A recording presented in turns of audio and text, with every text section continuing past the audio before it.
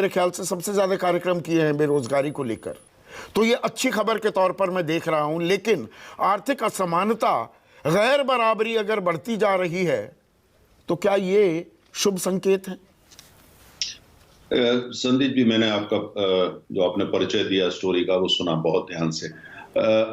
मुझे लगता है कि जो हमारा तो विकासशील देश है, चुनौतियां तो बरकरार हैं, है ना, वो तो रहेंगी लंबे समय तक।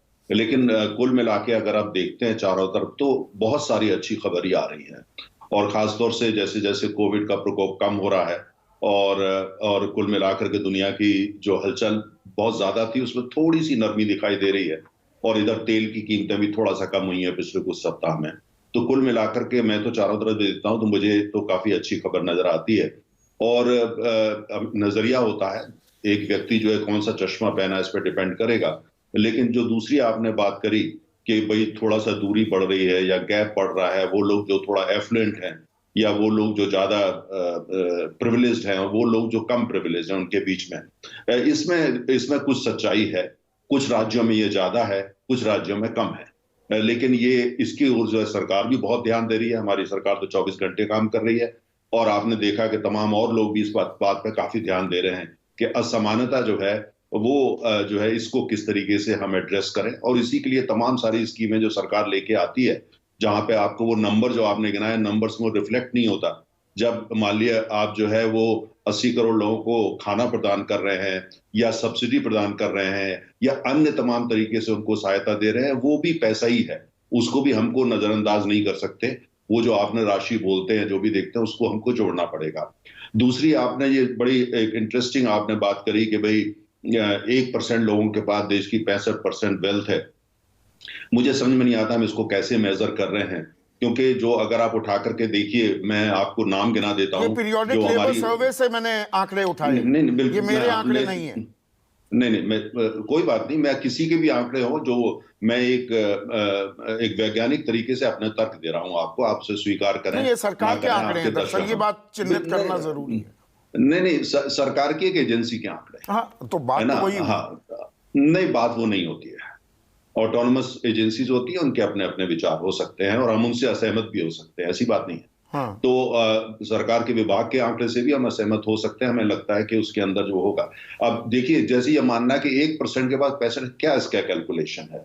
भारत सरकार की जो मैं आपको 10 कंपनियों के नाम देता हूं, अगर आप उनकी वेल्थ देखें, खासतौर से जमीन जो ओनरशिप उनके पास है वो तो कहीं ज्यादा है। आप उठाकर एनटीपीसी की देख लीजिए, खाली आप ओएनजीसी की देख लीजिए, इंडियन ऑयल की देख लीजिए। मैं बात कर रहा हूं वेल्थ की बात, क्योंकि आपने ये दरअसल एनटीपीसी, ओएनजीसी जिनका आप जिक्र कर रहे हैं, ये तो आम आदमी, आपकी मेरी ही वेल्थ है ना, हमारा पैसा लगा हुआ है, पर वो रिफ्लेक्ट नहीं होता है।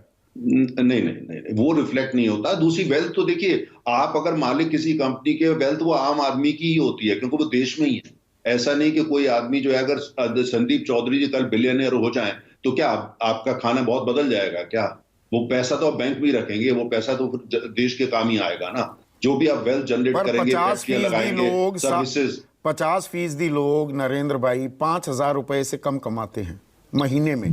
आपने ठीक कहा, 80 करोड़ लोगों को 5 किलो सरकार अनाज दे रही है, पर यह अपने आप में एक रिफ्लेक्शन भी है कि ये सामाजिक दूरियां कितनी बढ़ रही हैं। जो देश की बहुतायत है वो हैंड टू माउथ, दाल रोटी के लिए ही मोहताज है। संदीप जी, मैं पिछले 20 दिन के अंदर ही मैं जयपुर होके आया, कर्नाटक होके आया, बंगाल होकर के आया और पटना भी होके आया।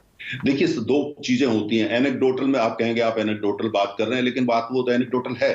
अब ये कहना कि 5,000 है, ये काफी हद तक जो मैं इसको पूरी तरह सही नहीं मानता हूं। ये फिगर जो है, इसमें हमको वो सारी चीजें जोड़नी पड़ेंगी जो कि तमाम राज्य सरकारें किसी भी राजनीतिक दल की हों या केंद्र सरकार की स्कीम जो होती है, तमाम जगह जो कंपनियां सीएसआर का काम कर रही होती हैं या और लोग, वो हम उसको उससे अलग नहीं कर, वो भी देश उनकी आय में ही जाता है। वो जरूरी नहीं है कि वो कैश की फॉर्म में जा रहा हो, वो काइंड की फॉर्म में जा रहा होगा। अब इसको कोई चुनौती देना चाहे, राजनीति करना चाहे, करें, उससे कोई फर्क नहीं पड़ेगा। लेकिन हकीकत ये है कि एनेक्डोटल अगर आप जाकर के देखते हैं, आप जयपुर में जाके देखिए जहां कांग्रेस का शासन है, मुझे तो काफी, जब मैं जाता रहता हूं, मुझे तो प्रगति नजर आ रही है।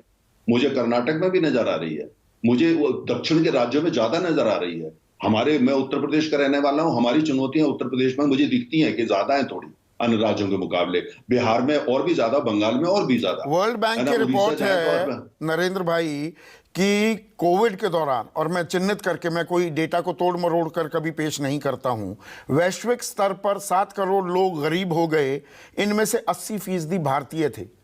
5,60,000 करोड़, 5 करोड़ 60 लाख। नहीं, जो वर्ल्ड बैंक का डेटा है मैंने वो देखा है। अगर आप इस डेटा को बहुत ही ईमानदारी से देखते हैं तो वो साउथ एशिया का जिक्र ज्यादा है। साउथ एशिया का पूरा डेटा, अफगानिस्तान, पाकिस्तान, बांग्लादेश, म्यांमार तक का आप उठा लीजिए, वहां पे ऐसा इस तरह की बात हुई, क्योंकि वहां जब वो जो पॉकेट्स थी जहां पहले से जो है काफी चैलेंजेस थी। भारत के अंदर हमारे 20% जो लोग हैं उनकी चुनौतियां हमारे और आपसे ज्यादा हैं, इस बात को जानते हैं। वो धीरे धीरे कम किसको किया जा रहा है। अर्थशास्त्र के अंदर कोई भी चीज ओवरनाइट नहीं होती है, लेकिन काफी तेजी से उसको का, और जितनी भी वो लोग हैं उन्हीं को सरकार सबसे ज्यादा मदद देती है, चाहे वो सिलेंडर लेके जाना हो, या खाना पहुंचाना हो, या खाने का तेल पहुंचाना हो, या अन्य तरीके से पहुंचाना हो। मैं ये नहीं कह रहा नीचे कि के 50% जो लोग हैं नरेंद्र भाई, वो देश की कुल कमाई का उनके पल्ले हाथ आता है 13%। हम 75 साल हो चुके देश को आजाद हुए। हाँ।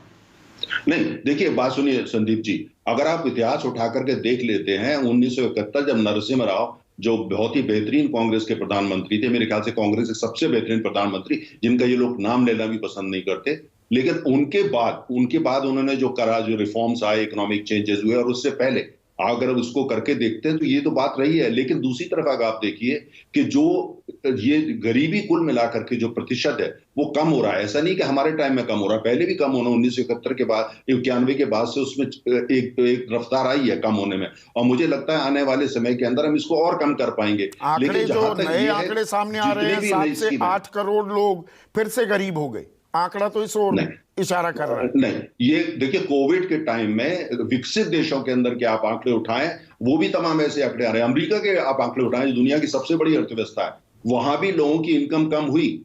ये विकसित देशों में भी हुआ है, ओईसीडी कंट्रीज में भी हुआ है, और भारत के अंदर कुछ एक सबके से आई, ये ज्यादा।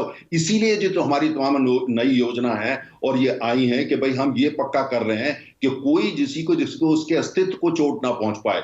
यही वजह, अगर आप जाकर के अपने मतलब उसको उसका पेट भर जाए, पेट भरने से देश आगे बढ़ेगा क्या, सवाल यहां पर है ना? नहीं, खाली पेट नहीं है संदीप जी, थोड़ा फेयर तरीके से हम इसको कहें तो खाली पेट नहीं है। चाहे वो हेल्थ के बारे में जो पहल ली गई है, चाहे वो ईंधन को लेकर के जो पहल ली गई है, चाहे वो खाने पीने को लेकर जो पहल ली गई है, सब उसके अंदर शामिल है। खाली पेट की बात नहीं है, अस्तित्व की बात है और उनकी अस्मिता की बात है। अब ये मानी बात है, हम विकासशील अर्थव्यवस्था हैं तो हमारे हाथ जो है वो तो हमारे पास उतनी पूंजी नहीं होती जितनी विकसित देशों के पास होती है। लेकिन यहाँ पे केंद्र सरकार बहुत अपना बेहतरीन काम कर रही है, तमाम राज्य सरकार, मैं किसी को नहीं कह रहा। बेरोजगारी की दर तो बिल्कुल घट रही है, पर बेरोजगारी की दर के साथ आंकड़ा ये भी है कि जो कमाऊ आबादी है, और इसमें 15 से 35 साल का मैं खास आपसे तवज्जो चाहूंगा, 35% हमारी कमाऊ आबादी काम कर रही है।